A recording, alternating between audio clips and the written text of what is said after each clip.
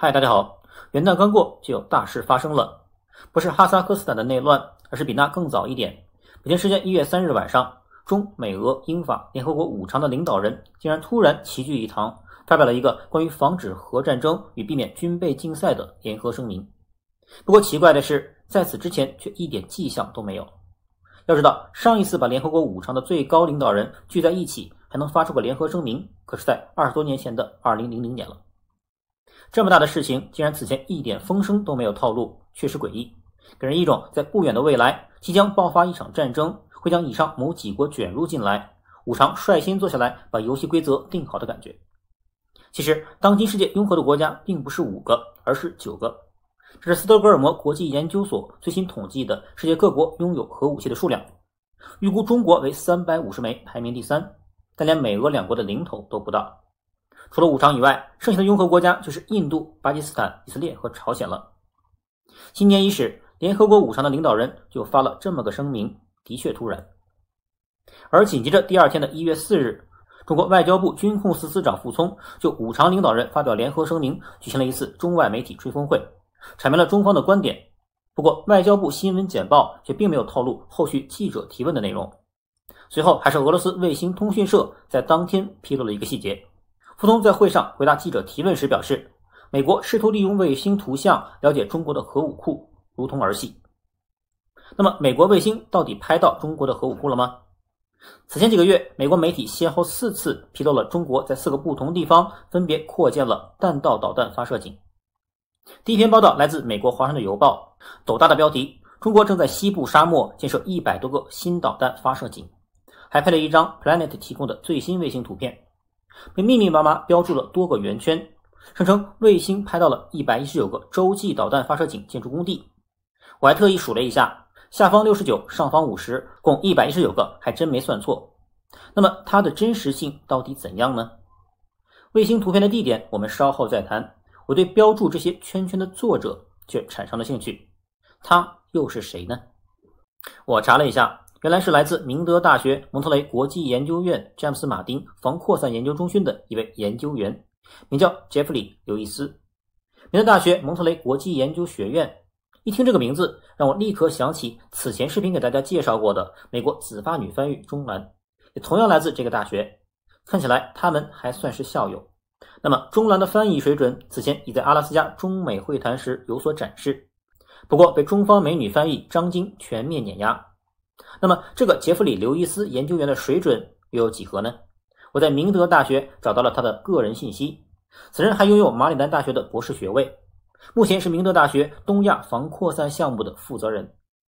我又找到了他所发表的几篇文章，其中一篇还把他刚刚通过卫星图片发现中国正在玉门建造弹道导弹发射井当作证据，在接受采访时高谈阔论如何成为一名开源情报网络侦探。Open source intelligence is a word that in the United States we typically use to refer to what the government does when it gathers information about foreign military capabilities, political, economic information. 视频中夸夸其谈的正是他。他还举了一个如何通过朋友发给他的一张照片，判断出朋友在哪儿、跟谁在一起、穿了什么衣服的例子。看起来双节棍耍得有模有样。那么这位詹姆斯·马丁防扩散研究中心的资深研究员对于中国正在扩建发射井的判断准确吗？报道中他的一句话直接让我惊了，他竟然对华盛顿邮报说，这些发射井很有可能是为中国的洲际弹道导弹东风41设计的。看过我视频的都知道，东风41作为我国最新一代洲际战略导弹，已从东风5B的井里来到地面，采用陆基移动平台发射，机动性能非常高，可以在陆地上的任何地点发射。而这位刘易斯博士竟然要把它塞回井里，实在是滑天下之大稽。也难怪美国的战略导弹发展是重海轻陆，机动能力都来自海里的战略导弹核潜艇，而陆上包括现役的民兵3、退役的和平卫士和泰坦2，通通都是在井里。这位刘易斯博士自然是以美亏中，认为中国肯定也是这么做。一直待在井里，自然也就限制了你的眼界。从网络情报分析的角度讲，这位东亚防扩散项目负责人的水准，给我打杂都不要。接下来我们来分析一下这张卫星图，拍的明明是发射井，那照片中右侧却又清晰标明了此处为甘肃玉门风电场。怎么风电场还建导弹发射井啊？这不乱套了吗？于是我打开谷歌地图，来到甘肃玉门。注意图中这个像一把折扇的扇形区域叫做疏勒河冲积扇，形状特别明显，从卫星地图上非常好辨认。我们打开谷歌地图，很容易就找到了这个冲积扇，位于甘肃玉门市的西侧。而在整个冲积扇的右半部分，我们可以清晰看到有很多横平竖直的痕迹，这与此前该地区受到疏勒河水冲击留下的痕迹明显不同，似乎是后天人为所致。那么到底是什么呢？我们将地图放大，可以看到这边有一些建筑物，看起来是个施工现场。那么这会是在建造美媒所谓的导弹发射井吗？在工地的左侧，我们要看到一排排竖起来的建筑，放大后可以看出这是一排排的风力发电机，中间的圆心为基座，风机塔筒竖立其上，从倒影可见，每个塔筒有3片巨大的叶片。没错，刚才在地图中看到的横平竖直的痕迹，就是这一排排的风力发电机组。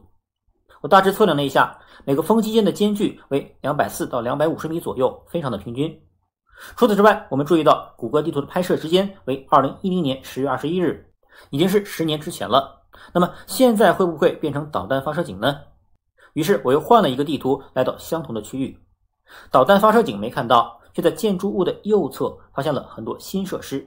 放大后可见，原来是一排排太阳能光伏面板。虽然我们没有实时卫星地图，但在2022年1月5日，玉门市人民政府发布的最新新闻中，可以清楚地看到这个冲积扇之上，我们正在建造为数众多的风能和太阳能发电项目。能看到工人们最近工作的画面，看起来好像并不是什么导弹发射井嘛。那很多人就会说了，人家刘博士的标注点是在疏勒河冲积扇的左侧和下侧，并没有说是右侧这部分啊。没错，我找了很多卫星地图，由于地图时效问题，都没能找到 Planet 所拍到的那些最新建筑，尤其是那个可充气的圆顶。不过按照这片冲积扇之上庞大而稠密的发电设施来看，看卫星说故事的刘易斯会不会把风电机组认成了发射井呢？风电机塔筒下方的圆形机环有个专有名词叫做基础，我国运用较多的梁板基础长这个样子，近处看像车轮，远看则是个圆圈，倒是很像发射井。但挖这么个基座不需要太深，工程量也不太大。而导弹发射井可就不同了，这是美国泰坦2型导弹发射井的地下构造，可见非常复杂，除了弹体本身外，还有操作人员的活动区域。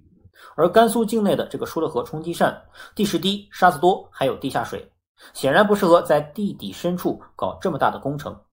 而且美国人标注的区域又如此密集和整齐，发射洲际弹道导弹这么个大家伙所产生的震动，对其他境内导弹的稳定性都会有影响。从安全性考虑，这种布局也不尽合理。而从其整齐程度来看，与有色的风力发电机的布局类似。所以这些标注怎么看怎么像是用于民用的发电机，而非导弹发射井。玉门的发射井被发现后，紧接着在新疆哈密也发现了，一共110个，它们都有相同的特征，即充气的弧形圆顶。随后金融时报也不遑多让，说在内蒙古的鄂尔多斯也发现了。但我随后却找到了一篇新闻报道说，鄂尔多斯附近却是在建大型风力发电项目，不过规模只有200万千瓦，比不上甘肃和新疆的1000万千瓦级的风电基地，所以鄂尔多斯被发现的导弹发射井数量就只有29个了。再加上此前曝光的吉兰泰，美国这种通过卫星来断言中国正在成倍扩充自己核武库的做法，的确有点形同儿戏。但有些人就会说了，你怎么就能确定那个充气圆弧里面就一定不是发射井呢？你进去看了吗？我的分析手段的确没有刘易斯博士那么多，也没有实时卫星可以看。不过退一万步讲，即便中国要扩充自己的战略核武库，放着具有机动能力让你找不到踪迹的东风41不做，却四处在全国各地遁地凿井，还吹起个大圆顶告诉间谍卫星说，我在这里哦，记得到时候来打我啊。这本身就不合逻辑。此前我做过一期视频，介绍了一个叫做关关的人，专门跑去新疆，按照一个从未去过新疆的老外在地图上标注的地点去寻找所谓集中营。此时这位关关正在纽约曼哈顿的垃圾桶旁寻找食物，并以此当作荣耀。那么这一次会不会也有人如法炮制，跑到刘易斯博士在地图中标注的这些位置，像堂吉诃德一样拿起长矛冲向东风发射井呢？这年头什么人没有啊？我们拭目以待吧。好，那本期视频就录到这里，我们下期视频再见。